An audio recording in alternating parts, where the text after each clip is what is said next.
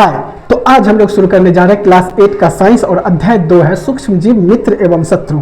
इससे पहले हम लोगों ने 9 प्रश्नों के उत्तर किए हैं। जिन्होंने भी वो वीडियो नहीं देखा है वो जरूर उस वीडियो को जाके देखना, प्लेलिस्ट में मिल जाएगा। ठीक है, और हम लोग वीडियो को आगे बढ़ाए उससे पहले तुम लोग कॉपी और कलम साथ में जरूर लेके बैठ जाना, ताकि आज के काम को तुम लोग आज ही नोट कर पाओ और भविष्य में रिवीजन करने में तुम लोग को दिक्कत नहीं हो। आराम से रिवीजन हो जाएगा, लिखा हुआ रहेगा, कोई दिक्कत नहीं आएगी। ठीक है, तो चलो हम लोग बढ़ते हैं प्रश्न 10 की तरफ।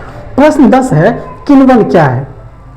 उत्तर, किण्वन एक प्रक्रिया है जिसमें फलों के रसों से अल्कोहल या शराब बनाई जाती है। इसमें इष्ट प्राकृतिक शर्करा को निम्नीकरण कर अल्कोहल में परिवर्तित कर देते हैं।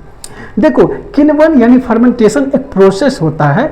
इसमें क्या होता है कि प्राकृतिक शर्करा जो है उसमें हम लोग इष्ट अर्थात जीवाणु को मिलाते हैं, और जिससे क्या होता है, निम्नीकरण होता है प्राकृतिक शर्करा का। उस शर्करा का निम्नीकरण करने का मतलब कि रासायनिक विधि द्वारा तोड़ना भी होता है, और उस प्रोसेस में ये होता है कि शर्करा का जो कण है उसको छोटे छोटे और सरल अणुओं में क्या होता है, तोड़ना होता है। ठीक है, निम्नीकरण का मतलब यही है कि, और इस प्रोसेस के दौरान हमें क्या मिलता है, जब हम शर्करा में ऐड करते हैं क्या, जीवाणु अर्थात ईस्ट, तो उसके दौरान हमें क्या मिलता है, अल्कोहल और कार्बन डाइऑक्साइड। ठीक है, और ये किण्वन जो है ना, फर्मेंटेशन, इसका हमारे दैनिक जीवन में भी बहुत यूज है। देखो, मैं एक चीज बता दूं कि किण्वन के द्वारा ही शराब भी बनाया जाता है, और किण्वन हमारे जीवन में भी बहुत उपयोगी है। जैसे कोई भी खाद्य पदार्थ है उसको बहुत लंबे समय तक चलाना है, तो उसको सुरक्षित रखना है, तो किण्वन प्रोसेस के द्वारा हम लोग उसको रखते हैं सुरक्षित। ठीक है, अब हम लोग बढ़ते हैं प्रश्न 11 की तरफ। किण्वन की खोज किसने की? उत्तर है, किण्वन की खोज लुई पास्चर ने 1857 में की। यह बहुत ही इंपॉर्टेंट क्वेश्चन है, इसको तुम लोग याद रखना। हो सकता है क्वेश्चन की एग्जाम में पूछ भी दे। प्रश्न 12 है, प्रतिजैविक अथवा एंटीबायोटिक क्या है? ऐसी औषधि जो जीवाणुओं के वृद्धि को रोक देती है या उन्हें समूल नष्ट कर देती है, प्रतिजैविक या एंटीबायोटिक कहलाती है। यानी ऐसा औषधि, ऐसा दवा जो हमारे अंदर पनप रहे जीवाणुओं को या तो रोक देगा, या फिर अगर उसमें वृद्धि हो रहा है उसको क्या करेगा कि समूल जड़ से नष्ट कर देगा। उसी दवा को हम एंटीबायोटिक या प्रतिजैविक कहते हैं। ये प्रतिजैविक या एंटीबायोटिक तब दिया जाता है जब बैक्टीरिया से कोई रोग पनप रहा हो। जैसे बैक्टीरिया से क्या क्या हो सकता है, खराश, निमोनिया, टाइफाइड, ये सब बीमारी बैक्टीरिया से होने वाली बीमारियां हैं। ठीक है, तो ये सारी चीजें होगा तो इसमें क्या होता है, एंटीबायोटिक दिया जाता है।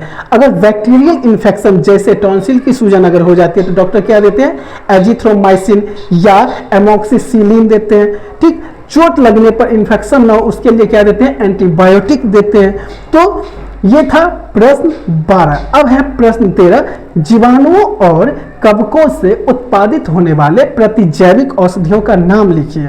तो उत्तर है, जीवाणुओं और कवकों से उत्पादित होने वाले प्रतिजैविक औषधि पेनिसिलिन, स्ट्रेप्टोमाइसिन, टेट्रासाइक्लिन और इरिथ्रोमाइसिन इत्यादि है। तो ये सारी चीजें हैं जो जीवाणुओं और कवकों से उत्पादित होने वाले प्रतिजैविक औषधि का नाम है। प्रश्न 14 है, पेनिसिलिन की खोज किसने और कब की?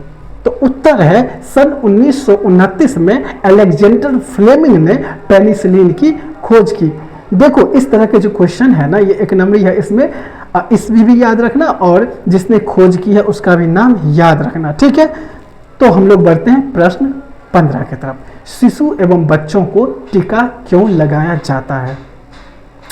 उत्तर है, शिशु एवं बच्चों को के शरीर में प्रतिरक्षी उत्पन्न करके रोग कारक सूक्ष्म जीव को नष्ट करने के लिए टीका लगाया जाता है।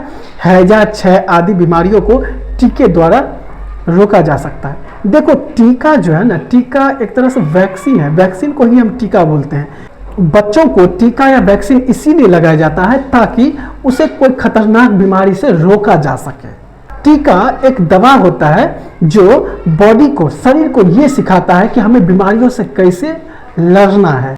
जब बच्चों या शिशु को टीका लगाया जाता है तो उसका शरीर उस बीमारी से लड़ने के लिए इम्यून सिस्टम को मजबूत कर लेता है। जैसे अगर बच्चों को पोलियो का टीका लगाता है, तो क्या होता है कि पोलियो का टीका लगने के दौरान बच्चे के अंदर में पोलियो का जो बीमारी है ना, पोलियो का जो वायरस है, उससे लड़ना सीख जाता है।